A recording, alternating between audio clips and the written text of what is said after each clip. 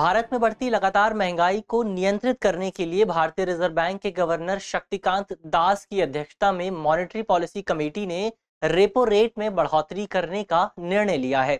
माना जा रहा है कि इस बढ़ोतरी की वजह से भारत में महंगाई में लगातार कुछ कमी देखने को मिल सकती है आगे आने वाले कुछ समय में। आज इस वीडियो में हम इसी विषय से संबंधित इन्हीं तमाम पहलुओं को जानने की कोशिश करेंगे।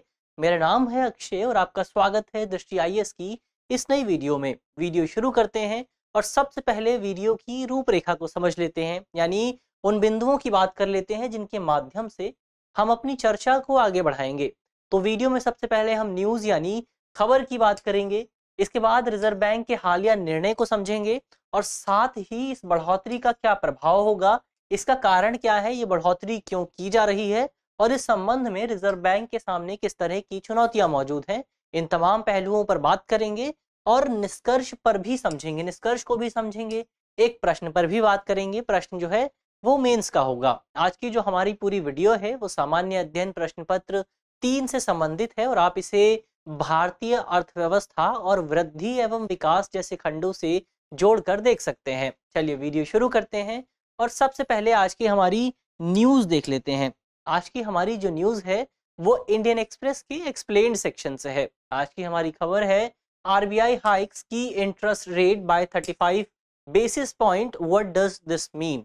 यानी स्पष्ट तौर पर इस खबर में बात की गई है कि रिजर्व बैंक ने प्रमुख जो इंटरेस्ट रेट है, मुख्य तौर पर जो रेपो रेट है, उस रेपो रेट में 35 बेसिस पॉइंट की 35 आधार अंकों की बढ़ोतरी की है। तो इस बढ़ोतरी के क्या मायने हो सकते हैं, इस बढ़ोतरी का क्या मतलब हो सकता है, उसी मतलब को समझने की इस पूरी खबर में कोशिश की गई है और आज अपनी वीडियो में भी हम इन्हीं मायनों को जानने की कोशिश करेंगे। चलिए आगे बढ़ते हैं और आगे बढ़ने से पहले जो लोग हमारे साथ नए जुड़े हैं उन लोगों के लिए एक खबर भी है। हम जानते हैं कि यूपीएससी की परीक्षा में और यूपीपीसीएस की तरह जो तमाम तरह की अन्य पीसीएस परीक्षाएं होती हैं, उन तमाम परीक्षाओं में एनसीईआरटी की कितनी ज़्यादा इम्पॉर्टेंट भूमिका होती है और इसी भूमिका को ध्यान में रखते हुए, इसी इम्पॉर्टेंट पोर्शन को ध्यान में रखते हुए दृष्टि संस्थान द्वारा एनसीईआरटी के लिए एक नए कोर्स की शुरुआत की जा रही है।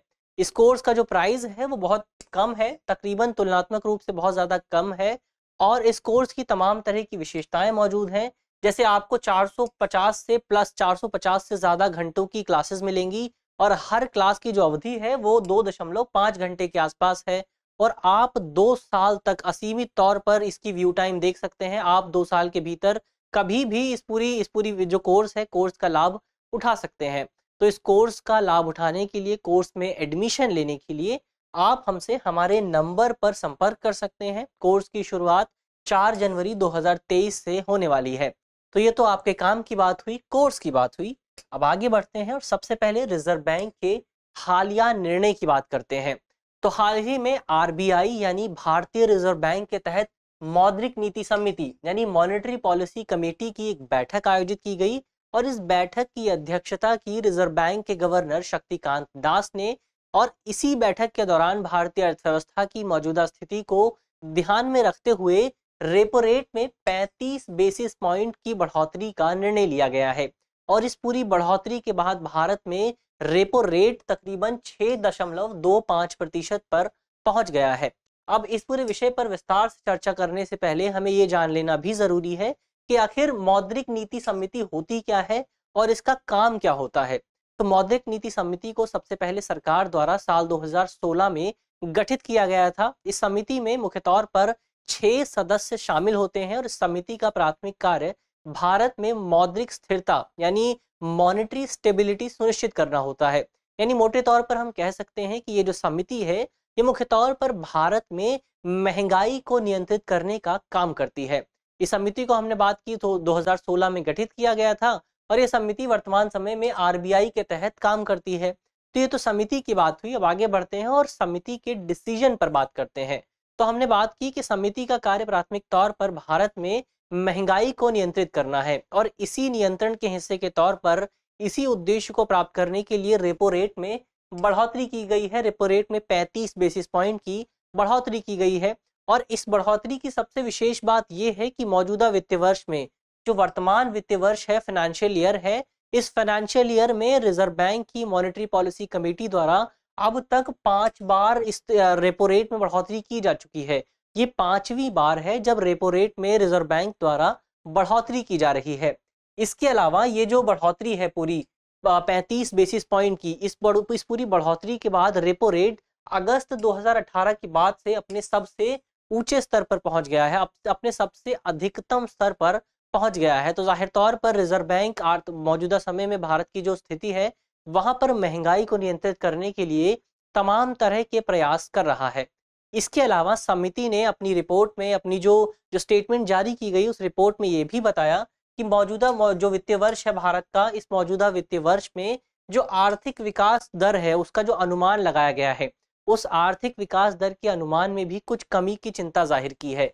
इस पूरी समिति ने अपनी रिपोर्ट में कहा है, इस समिति ने पहले अपनी रिपोर्ट में ये कहा था कि मौजूदा वित्तीय वर्ष में भारत तकरीबन 7% की दर से वृद्धि करेगा, यानी भारत की जीडीपी में 7% की वृद्धि होगी। लेकिन हालिया रिपोर्ट में यह बताया गया है कि इस पूरे अनुमान में कुछ कमी हुई है और अब भारत की जो अर्थव्यवस्था है मौजूदा वित्तीय वर्ष में वो 6.8% की दर से बढ़ेगी। यानी जाहिर तौर पर भारत के जो आर्थिक विकास दर का जो अनुमान है उसमें कुछ हद तक कमी देखने को मिली है। और ये कमी कोई नई बात नहीं है, इससे पहले भी जो तमाम तरह की रिपोर्ट सामने आई है, आरबीआई ने जो रिपोर्ट सामने पेश की है, इसके अलावा जो तमाम तरह के वर्ल्ड इंस्टीट्यूशंस हैं, इंटरनेशनल इंस्टीट्यूशंस हैं, जैसे वर्ल्ड बैंक, आईएमएफ और इस तरह के तमाम जो अन्य संस्थाएं हैं, इन संस्थाओं ने भी जो रिपोर्ट पेश की है उन रिपोर्ट से भी पता चला है कि भारत की अर्थव्यवस्था में आर्थिक विकास की जो दर है उसमें कुछ हद तक कमी देखने को मिल सकती है। लेकिन यहाँ सबसे विशेष बात यह है कि भारत की अर्थव्यवस्था दुनिया भर के तमाम अन्य देशों की तुलना में कंपैरेटिवली काफी अच्छी बेहतर तरीके से काम कर रही है। तो ये तो हालिया आरबीआई के निर्णय की बात हुई, लेकिन अब यहाँ सवाल उठता है कि आरबीआई का ये जो निर्णय है ये पूरा निर्णय आम लोगों को किस तरह से प्रभावित करेगा, इस पूरे निर्णय का प्रभाव क्या होगा। इसके प्रभाव की बात करें तो इसके प्रभाव को समझने से पहले हमें सबसे पहले रेपो रेट क्या होता है, रेपो रेट को समझना होगा।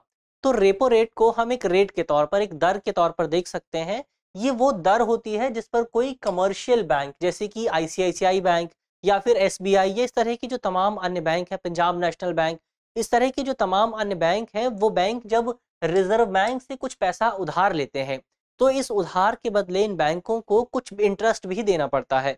तो जिस इंटरेस्ट रेट पर रिजर्व बैंक इन कमर्शियल बैंकों को उधार देता है उसी इंटरेस्ट रेट को हम रेपो रेट कहते हैं। तो इस तरह से हम कह सकते हैं कि रिजर्व बैंक द्वारा जब रेपो रेट को बढ़ाया जाता है तो रेपो रेट को बढ़ाने से बैंकों के लिए रिजर्व बैंक से पैसा लेना और ज्यादा महंगा हो जाता है, क्योंकि अब इन कमर्शियल बैंकों को रिजर्व बैंक को और ज्यादा ब्याज दर देना पड़ता है, ज्यादा ब्याज दर पर पैसे लेने पड़ते हैं। तो इस तरह से जब ब्याज दर में बढ़ोतरी की जाती है, इंटरेस्ट रेट में, रेपो रेट में बढ़ोतरी की जाती है, तो इसका एक प्रभाव ये भी होता है कि जब वो बैंक ज्यादा ब्याज दर देते हैं तो बैंक भी अपने इंटरेस्ट रेट में बढ़ोतरी कर देते हैं। यानी जाहिर तौर पर आप इसे उदाहरण से समझ सकते हैं कि आप एक दुकानदार हैं और आपको महंगा सामान मिलता है, पहले सस्ता मिलता था, अब आपको थोड़ा महंगा सामान मिलने लगा, तो जाहिर तौर पर आप भी अपने ग्राहकों को महंगी कीमतों पर ही उस सामान को बेचेंगे, आप भी अपने प्राइस में कुछ हद तक बढ़ोतरी कर देंगे। तो ये कमर्शियल बैंक भी यही करते हैं। जब इन कमर्शियल बैंक्स को महंगे दामों पर पैसा मिलता है रिजर्व बैंक से, तो ये कमर्शियल बैंक भी अपने इंटरेस्ट रेट में कुछ हद तक बढ़ोतरी कर देते हैं। और जब इन कमर्शियल बैंक के इंटरेस्ट रेट में बढ़ोतरी होती है, रेपो रेट में बढ़ोतरी होने से इस तरह से हम कह सकते हैं कि जब रिजर्व बैंक द्वारा रेपो रेट में बढ़ोतरी की जाती है तो इसकी वजह से बैंकों का इंटरेस्ट रेट भी बढ़ जाता है और आम लोगों के लिए बैंकों से पैसा लेना भी बहुत ज़्यादा महंगा हो जाता है। यानी आप जाहिर तौर पर यदि किसी बैंक का इंटरेस्ट रेट बहुत ज़्यादा है तो आपको ज़्यादा पैसे देने पड़ेंगे और वो पूरा लोन लेने के लिए। तो जाहिर तौर पर ये जो पूरी स्थिति है ये आम लोगों के लिए बहुत ज़्यादा चिंतादायक हो जाती है, बहुत ज़्यादा गंभीर हो जाती है। लेकिन इसके बावजूद भी एक इसका प्रभाव ये भी होता है कि इस पूरी स्थिति की वजह से हम जो होम लोन लेते हैं, जो कार लोन लेते हैं या फिर इस तरह के जो तमाम अन्य लोन लेते हैं, जो तमाम ऋण लेते हैं इन कमर्शियल बैंक से, इन लोन्स पर भी हम जो ईएमआई चुकाते हैं, जो मंथली इंस्टॉलमेंट देते हैं, वो मंथली इंस्टॉलमेंट भी इस रेपो रेट के बढ़ने की वजह से और ज़्यादा महंगी हो जाती है।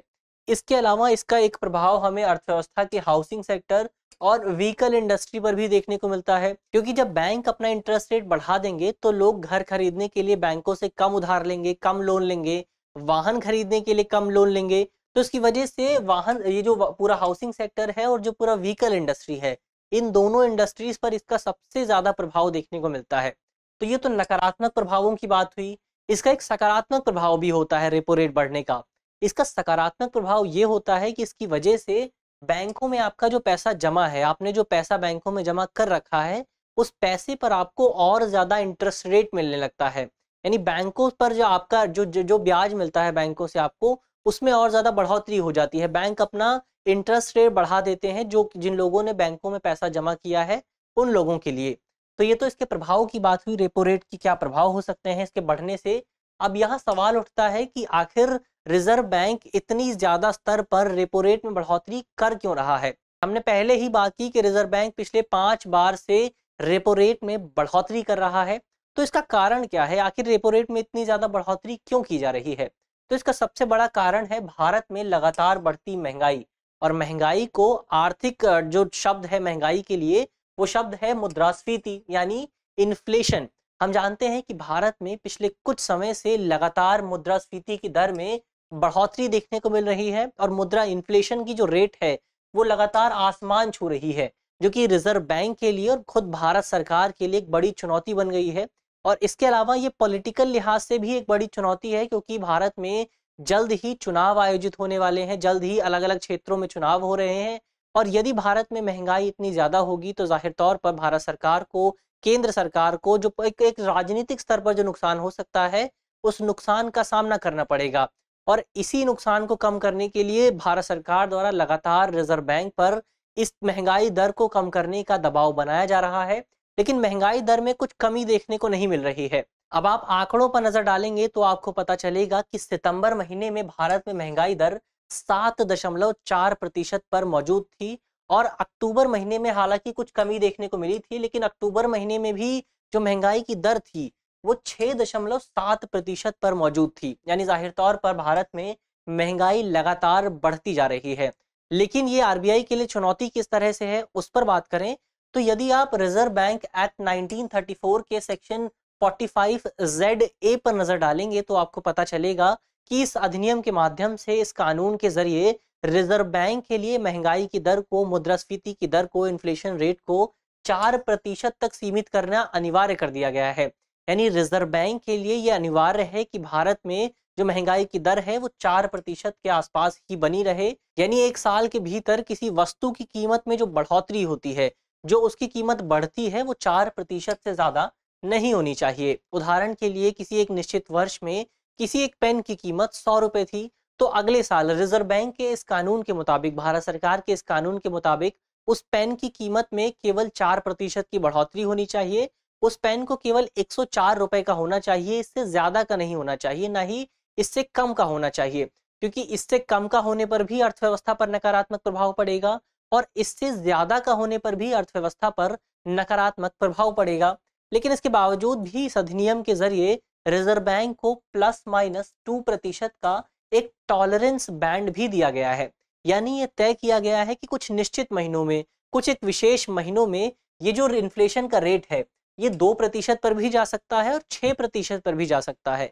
लेकिन यहाँ सबसे विशेष बात यह है कि ये जो टॉलरेंस बैंड है, अधिकतम इन्फ्लेशन रेट का और न्यूनतम इन्फ्लेशन रेट का, ये टॉलरेंस बैंड बहुत लंबे समय तक नहीं होना चाहिए। क्योंकि यदि ये टॉलरेंस बैंड बहुत लंबे समय तक होता है, तो यदि जो इन्फ्लेशन रेट है वो 2% तक बहुत लंबे समय पर बना रहता है, तो इसकी वजह से भी अर्थव्यवस्था को नुकसान होगा। और यदि 6% से ज्यादा या 6% के आसपास बहुत लंबे समय तक बना रहता है, तो इसकी वजह से भी अर्थव्यवस्था को नुकसान का सामना करना पड़ता है। ऐसे में स्थिति की वजह से ये निर्धारित किया गया है कि यदि ये इस तरह की कोई स्थिति बनती है, तो इस स्थिति की वजह से रिजर्व बैंक के गवर्नर को संसद के सामने पेश होना पड़ेगा और ये जवाब देना पड़ेगा कि आखिर रिजर्व बैंक के तमाम प्रयासों के बावजूद भी भारत में महंगाई की दर में कमी क्यों नहीं हो रही है। और यही रिजर्व बैंक के गवर्नर के लिए, रिजर्व बैंक के लिए एक बड़ी चुनौती बनी हुई है। क्योंकि यदि आप आंकड़ों पर नजर डालेंगे तो आप पाएंगे कि साल 2022-23 की जब से शुरुआत हुई है, तभी से भारत में महंगाई की दर लगातार 6% से ज्यादा बनी हुई है। और इसी पूरी स्थिति को देखते हुए रिजर्व बैंक द्वारा लगातार रेपो रेट में बढ़ोतरी की जा रही है ताकि महंगाई की दर में कुछ हद तक कमी की जा सके। लेकिन अब आप यहाँ पर सवाल पूछ सकते हैं कि आखिर रेपो रेट में बढ़ोतरी करने की वजह से महंगाई पर क्या असर पड़ेगा? बैंकों के इंटरेस्ट रेट में बढ़ोतरी की वजह से महंगाई पर क्या असर पड़ेगा? तो बैंकों के इंटरेस्ट रेट में या फिर रेपो रेट में बढ़ोतरी करने की वजह से दो प्रभाव देखने को मिलेंगे। सबसे पहला इसका प्रभाव ये होगा कि लोगों को बैंकों में पैसा जमा करने के लिए, लोगों को सेविंग करने के लिए प्रोत्साहित किया जा सकेगा, उनको एनकरेज किया जा सकेगा और लोग बैंकों में ज्यादा से ज्यादा पैसा जमा करेंगे। क्यों करेंगे? क्योंकि हमने पहले ही बात की कि रेपो रेट बढ़ जाने की वजह से बैंकों का जो इंटरेस्ट रेट होता है वो भी बढ़ जाता है और बैंकों में जमा पैसे पर और ज्यादा ब्याज मिलता है। तो जब ज्यादा ब्याज मिलेगा तो लोग ज्यादा से ज्यादा पैसा भी बैंकों में जमा करेंगे। तो ये तो इसका पहला प्रभाव हुआ। इसका दूसरा प्रभाव ये होगा कि इसकी वजह से बैंकों से जो नया लोन लिया जाता है उस लोन में भी कमी होगी। लोग बैंकों से कम लोन लेंगे क्योंकि लोन लेने पर जो इंटरेस्ट रेट है वो ज्यादा है। तो लोग बैंकों से कम लोन लेंगे और जब लोग कम ऋण लेंगे, कम पैसे उधार लेंगे तो इसकी वजह से लोग नई चीजें नहीं खरीदेंगे, लोग नया निवेश नहीं करेंगे।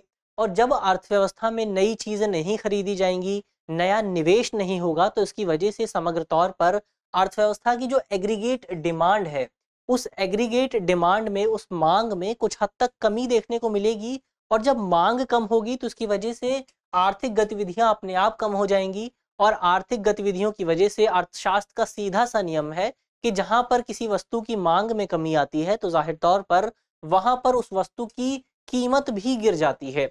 तो इसकी वजह से रिजर्व बैंक द्वारा इस तरह के प्रयासों के जरिए भारत में महंगाई को नियंत्रित करने की कोशिश की जाएगी। तो ये तो बात हुई किस तरह से ये पूरा प्रभाव क्या होगा। लेकिन यहाँ पर एक सबसे बड़ी बात यह है कि अभी भी रिजर्व बैंक के सामने कई तरह की चुनौतियां भी मौजूद हैं। उन चुनौतियों की बात करें तो इनमें सबसे पहली और सबसे बड़ी चुनौती ये है कि मौजूदा समय में भारत में हमें जो महंगाई देखने को मिल रही है, जो मुद्रास्फीति देखने को मिल रही है, वो महंगाई मुख्य तौर पर आपूर्ति कारकों की वजह से है, सप्लाई साइड फैक्टर्स की वजह से है। और इस मौजूदा समय में भारत में स्थिति ये है कि मांग तो अपने स्तर पर बनी हुई है और मांग में कुछ हद तक बढ़ोतरी भी हो रही है, जो कि जीडीपी के आंकड़ों से स्पष्ट हो जाता है। बीते दिनों भारत सरकार द्वारा जीडीपी के सेकेंड क्वार्टर को लेकर आंकड़े जारी किए गए थे और इन आंकड़ों से पता चला था कि भारत में प्राइवेट कंजम्पशन कुछ हद तक बढ़ रहा है, यानी डिमांड कुछ हद तक बढ़ रही है। लेकिन सबसे गंभीर स्थिति यह है कि भारत में जो सप्लाई है, आपूर्ति पक्ष में कुछ हद तक कमी देखने को मिल रही है, क्योंकि भारत में जो उत्पादन लागत है, जो प्रोडक्शन कॉस्ट है, वो कुछ हद तक बढ़ गया है। तो इसकी वजह से आपूर्ति कम हो गई है। लेकिन यहाँ सबसे विशेष बात यह है कि आरबीआई द्वारा जिस तरह के उपकरण प्रयोग किए जा रहे हैं, आरबीआई के पास जिस तरह के इंस्ट्रूमेंट, जिस तरह के हथियार मौजूद हैं, वो इंस्ट्रूमेंट मुख्य तौर पर मांग पक्ष से संबंधित मुद्रास्फीति को नियंत्रित करने के लिए प्रयोग किए जाते हैं।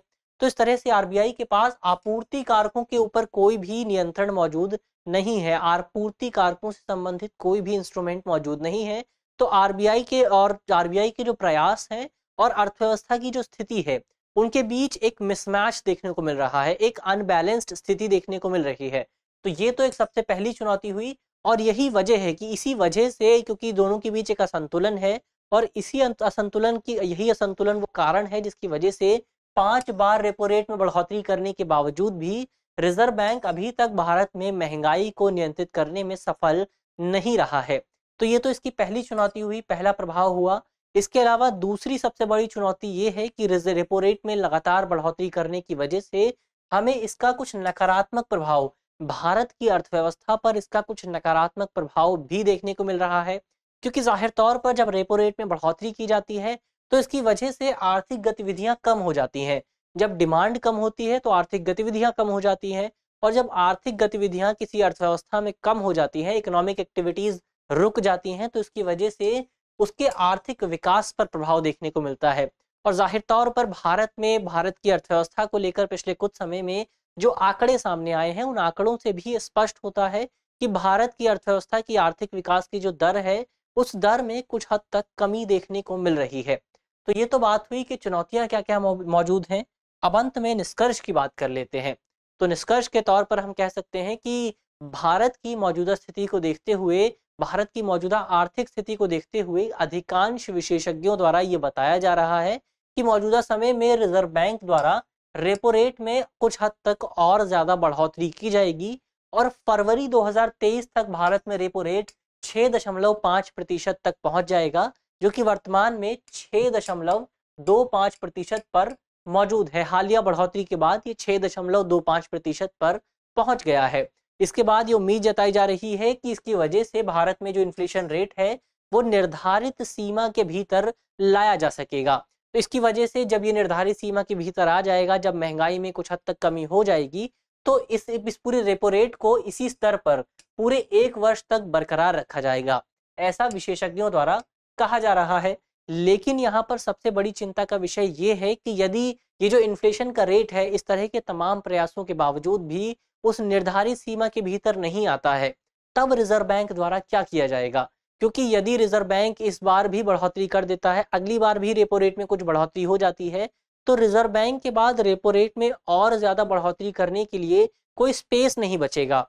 क्योंकि रिजर्व बैंक अगर रेपो रेट में और ज्यादा बढ़ोतरी करता है तो इसकी वजह से भारत की अर्थव्यवस्था पर इसका नकारात्मक प्रभाव पड़ेगा और रिजर्व बैंक नहीं चाहेगा कि भारत की अर्थव्यवस्था और ज्यादा धीमी हो जाए। तो जाहिर तौर पर मौजूदा समय में रिजर्व बैंक के सामने एक बड़ी चुनौती मौजूद है, एक बड़ा चैलेंज मौजूद है। दोनों के बीच जो आर्थिक विकास है और जो इन्फ्लेशन का रेट है, दोनों के बीच संतुलन को बनाए रखना रिजर्व बैंक के लिए एक बड़ा चैलेंज बन गया है। तो ये तो निष्कर्ष की बात हुई। अब अंत में प्रश्न की बात कर लेते हैं। प्रश्न जो है वो मेंस का है और आप 250 शब्दों में इसे लिखने की कोशिश कर सकते हैं। आज का हमारा प्रश्न है कि चर्चा कीजिए कि रिजर्व बैंक द्वारा मुद्रास्फीति यानी महंगाई को नियंत्रित करने के लिए रेपो रेट और रिवर्स रेपो रेट को किस तरह से एक उपकरण के तौर पर प्रयोग किया जाता है।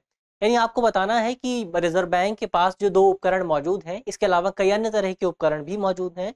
फिलहाल आपको रेपो रेट और रिवर्स रेपो रेट पर बात करनी है। इन दोनों उपकरणों के माध्यम से रिजर्व बैंक भारत में महंगाई की दर को नियंत्रित करने की किस तरह से प्रयास करता है, किस तरह से कोशिश करता है, आपको इस पूरे विषय पर चर्चा करनी है। इसके अलावा आप कमेंट बॉक्स में बता सकते हैं कि भारत सरकार द्वारा मॉनेटरी पॉलिसी कमेटी यानी मौद्रिक नीति समिति को कब गठित किया गया था और इस समिति में कितने सदस्य मौजूद होते हैं। मुझे आशा है कि इस वीडियो के माध्यम से जिन बिंदुओं पर चर्चा की गई है वो आपको समझ में आएंगे और यदि आपके प्रश्न पत्र में इससे संबंधित कोई भी सवाल आता है तो आप उसे आसानी से हल कर सकेंगे। इस तरह की अन्य वीडियो देखने के लिए आप हमारे चैनल को भी सब्सक्राइब कर सकते हैं। धन्यवाद।